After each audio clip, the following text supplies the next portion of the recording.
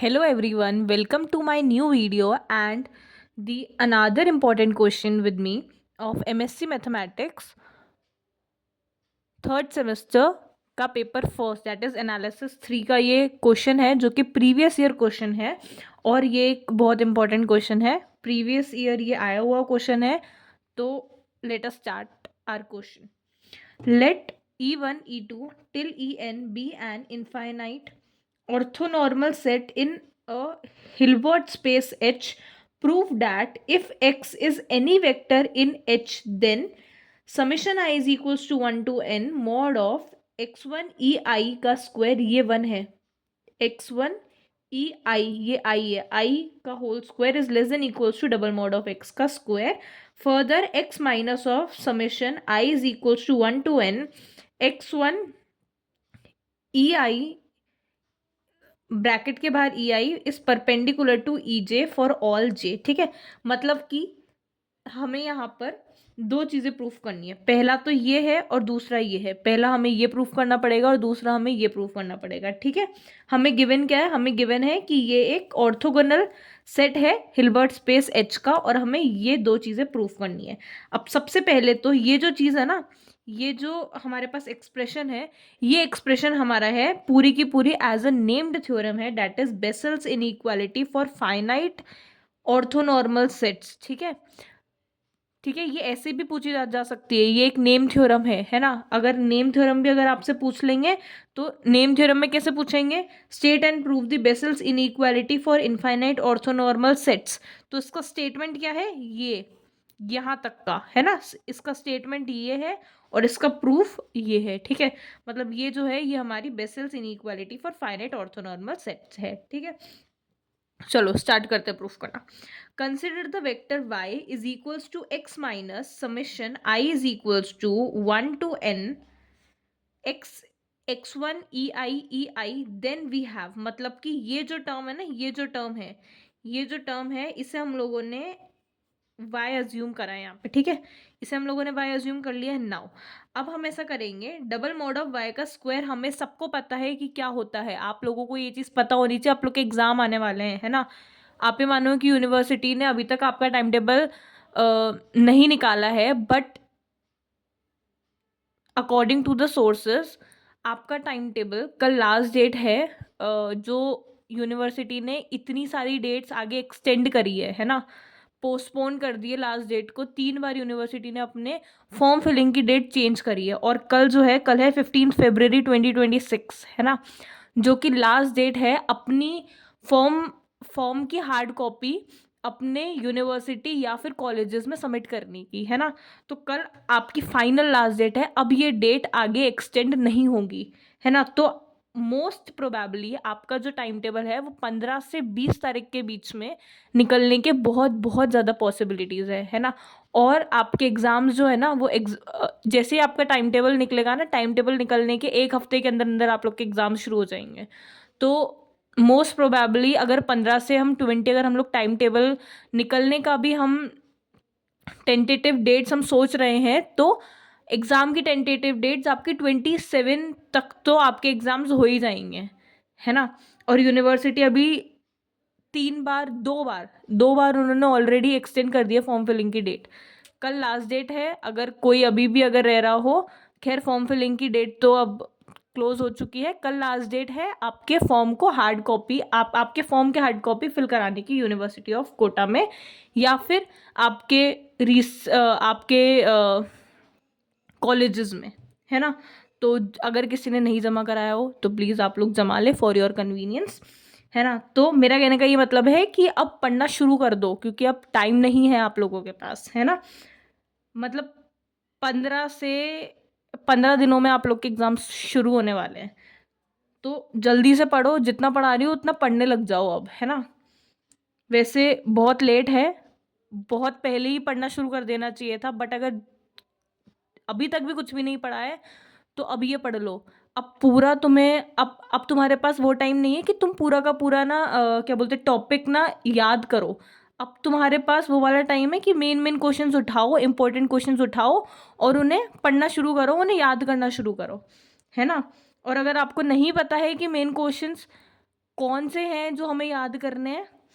तो प्यारे बच्चों, हम आप लोगों के लिए रोज़ नई नई वीडियोस लेके आते हैं फॉर दी इम्पॉर्टेंट क्वेश्चंस। नहीं, इतना भी आपको नहीं अगर आता है तो हम जो आपको पढ़ाते हैं उतना पढ़ लो, कम से कम पास तो हो ही जाओगे, है ना। और हम जो आपको पढ़ा रहे हैं वो, अगर आप लोग को थोड़ा सा भी अगर आप लोग को ट्रस्ट नहीं है ना, तो आप 2024 का मतलब इससे पीछे वाला जो पेपर हुआ है ना, उसका एनालिसिस थर्ड का पेपर उठाओ और हमारी वीडियोस देखना आप, है ना, कि दीदी ने कौन कौन से क्वेश्चंस कराए थे last year as an important question, है ना। मतलब बहुत सारे क्वेश्चंस ऐसे थे जो एज इट इज़ आ गए थे, स्ट्रेटली आ गए थे, है ना। मतलब कि इधर उधर कहीं घूमने की भी ज़रूरत नहीं थी तुम्हें। बस अगर तुमने अगर अच्छे से वीडियो देखा है, अच्छे से याद करा है, वीडियो जैसे ही ख़त्म हो गई उसके बाद तुमने एक बार उसे खुद याद करके लिखा है, तो तुम्हारा काम सॉर्टेड है फिर, है ना। तो अगर तुम्हें नहीं, अगर किसी को अगर 1% भी अगर डाउट हो तो आप 2024 के पेपर्स उठाएं, उन्हें आप देखें, हमारी वीडियोस उठाएं, उन्हें आप देखें कि क्या क्वेश्चंस मैच कर रहे हैं क्या। अगर मैच कर रहे हों तो मैं आपको ओपन चैलेंज दे रही हूँ, अगर क्वेश्चंस अगर मैच कर रहे हों तो ही आप वीडियो देखना, नहीं तो आप इसे स्किप कर देना, ठीक है। बट हाँ, अगर मैच कर रहे हों तो आपको ये वीडियोस अपने फ्रेंड्स तक, ज़्यादा से ज़्यादा बच्चों तक पहुँचाना, ताकि सबको इसका बेनिफिट मिले, है ना। तो ठीक है, बाय द वे बहुत सारी बातें हो गई आज के लिए। अब हम क्वेश्चन पे वापस से जाते हैं। तो हमें ये प्रूफ करना था, हमने क्या करा था, हमने इसे as it is as a Y हमने अज्यूम कर लिया। तो हमें यहाँ से प्रूफ करना है डबल मॉड ऑफ वाई, इसका स्क्वायर जो है वो हमारा होगा वाई कॉमा वाई, ठीक है। ये सबको पता है, वाई का डबल मॉड ऑफ वाई का square is equals to Y comma Y. Y की वैल्यू क्या है, ये वाई की वैल्यू हम लोगों ने यहाँ पे लिख दी, कॉमा दोबारा वाई की वैल्यू हम लोगों ने यहाँ पे लिख दी। अब ये तो तुम्हें पता है ना कि एक्स कॉमा वाई अगर कुछ है तो इसे हम सॉल्व करेंगे। तो कैसे सॉल्व करेंगे, इसे हम सॉल्व करेंगे तो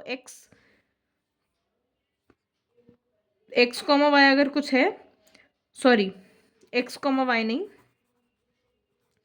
एक्स प्लस वाई और एक्स माइनस वाई है, तो है ना, ये अगर है तो इसे हम कैसे सॉल्व करेंगे, ये एक्स का स्क्वायर प्लस ऑफ इसका multiplication Y X minus of इन दोनों का मल्टीप्लिकेशन एक्स वाई और फिर इसका multiplication that is minus of Y का स्क्वायर, ठीक है।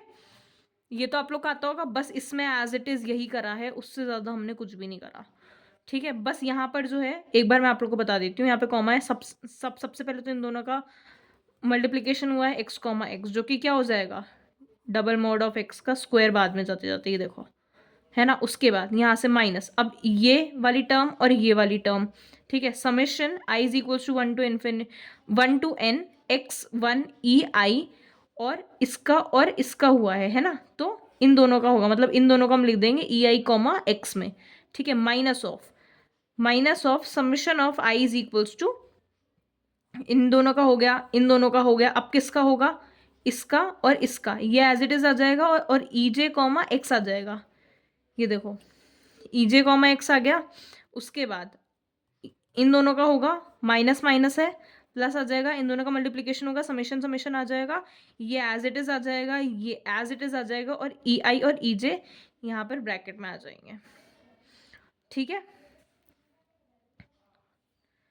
उसके बाद इसे बस केवल सॉल्व करा है, सॉल्व करने के बाद यहाँ पर ये होगा कि सिंस ई आई और ई जे अगर हमारा 1 है, ई आई और ई जे हमारा 1 होगा जब आई इज इक्वल्स टू जे होगा, और ई आई कॉमा ई जे है वो हमारा 0 होगा if I is not equals to J, ठीक है। मतलब अगर आई इक्वल्स टू जे है तो इसकी वैल्यू क्या हो जाएगी, 1, और अगर आई इज नॉट इक्वल्स टू जे है तो इसकी वैल्यू क्या हो जाएगी, 0, ठीक है। सो यहाँ पर ये एज इट इज आ जाएगा, यहाँ पर ये एज इट इज आ जाएगा, ये मतलब बस केवल इसे एज इट इज केवल यहाँ पे सॉल्व करा है। हाँ जी, तो हमारे यहाँ से फाइनल रिजल्ट क्या आ जाएगा, डबल मॉड ऑफ वाई का square is equals to double mod of X का square minus summation I is equals to 1 to n mod में, ये मॉड आएगा एक और यहाँ पे, मॉड में x1 ई आई का स्क्वायर, इसे हम लोगों ने ग्रेटर देन इक्वल टू 0 रखेंगे तो ये वाली चीज़ भी क्या हो जाएगी, ग्रेटर देन इक्वल टू 0 हो जाएगी। मीन्स ये जो है प्लस में, ये एज इट इज उधर उधर चला जाएगा, उधर चला जाएगा तो यहाँ पे साइन चेंज हो जाएगा, है ना। तो ये चीज़ जैसे ही उधर जाएगी is less than equals to ये हो जाएगा, ठीक है। मतलब हमारे पास फाइनल रिजल्ट क्या आएगा, summation I is equals to 1 to n mod x1 e i का whole square is less than equals to double mod of x का स्क्वायर, ठीक है। ये हमारा क्या है, फर्स्ट रिजल्ट है ये हमारा, ठीक है। जो हमें फर्स्ट रिजल्ट प्रूव करना था वो यहाँ पर प्रूव हो चुका है। Now next second, now for each j where 1 is less than equals to j is less than equals to n we have x minus, अब मतलब कुछ भी नहीं करा हम लोगों ने, क्या करा, बस केवल हर एक j के लिए हम लोग यहाँ पे बस के वैल्यूज पुट करेंगे, और जैसे जैसे हम लोग वैल्यूज पुट करते चले जाएंगे ना, ये देखो इसकी जो वैल्यू है ना, इसकी जो वैल्यू है, इसकी वैल्यू हमारे पास आ जाएगी दिस वन, ठीक है, that is x i e j और minus of summation I is equal to 1 to n x1 e j e आई और ई जे, ठीक है। तो इसकी जो वैल्यू हमारे पास आएगी ना, ये तो एज इट इज का एज इट इज आ जाएगा x1 ई जे, और इसकी जो वैल्यू है वो हमारे पास क्या आ जाएगी, x कॉमा ई जे, है ना। और x कॉमा ई जे जो है ये दोनों की वैल्यू क्या हो जाएगी, 0 हो जाएगी। This minus this is equals to 0, 0 आ गया मतलब क्या होगा कि ये परपेंडिकुलर होगा, ठीक है। ये दोनों 0 आ ही जाएंगे, दिस माइनस दिस, इसकी वैल्यू 0 आ गई, मतलब ये चीज़ क्या हो जाएगी, ये चीज़ हमारी परपेंडिकुलर होगी ईजे के, ठीक है। आगे समझ में, हेंस प्रूव्ड, हेंस प्रूव्ड। यहाँ पर हमारी सेकेंड रिजल्ट भी आ चुका है। आई होप सबको समझ में आ गया होगा। यहाँ पर मैंने ज़्यादा एक्सप्लेनेशन इसलिए नहीं करी इस क्वेश्चन में क्योंकि ये पूरा का पूरा न्यूमेरिकली सॉल्व करना है ना। कुछ नहीं है, तुम्हें आना चाहिए इतना, है ना, तुम्हें इतना आता ही होगा, मुझे जहाँ तक उम्मीद है तुम लोगों से कि तुम्हें आता होगा। बट अगर फिर भी तुम्हें नहीं अगर आए, तुम्हें कोई सा भी स्टेप ऐसा लगे कि दीदी ये वाला स्टेप हमें समझ में नहीं आया, कि ये वाला स्टेप कहाँ से कहाँ आ गया, है ना, और आपने भी हमें नहीं ना बताया, अगर आप लोग को ऐसा लगे, वैसे मैंने मेरी तरफ से सब कुछ बता दिया है इस क्वेश्चन से रिलेटेड, बट अगर तुम्हें फिर भी ऐसा लगे कि नहीं दीदी वाला स्टेप कैसे आ गया, हमें समझ में नहीं आया, तो आप कॉमेंट सेक्शन में पूछ लेना, मैं आप लोग को रिप्लाई कर दूंगी, बता दूंगी कि ये कैसे ये वाली स्टेप आई है, ठीक है। All the best for your examination, अच्छे से पढ़ो, टाइम कम है इसलिए ज़्यादा पढ़ो, और हमें एक चीज़ ज़रूर याद रखना कि हमें हार्ड वर्क नहीं करना है, हमें स्मार्ट वर्क करना है, ठीक है। बहुत माइनर सा डिफरेंस होता है हार्ड वर्क और स्मार्ट वर्क में, हमें हार्ड वर्क नहीं, हमें स्मार्ट वर्क करना है, ठीक है। हार्ड वर्क यहाँ पर ये समझो कि तुम्हें अब वो टाइम नहीं है तुम्हारे पास कि तुम पूरी की पूरी एक बुक पढ़ने बैठो, है ना।